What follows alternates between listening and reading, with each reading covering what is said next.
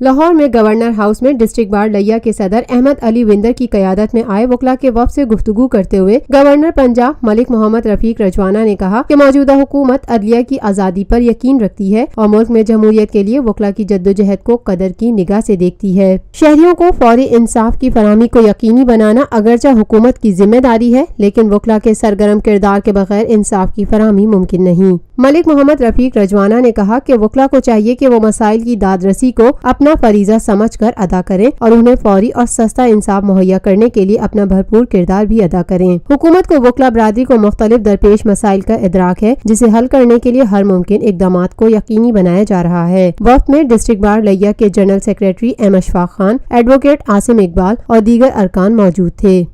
Lotus Lake Towers, a groundbreaking endeavor by Lotus Properties۔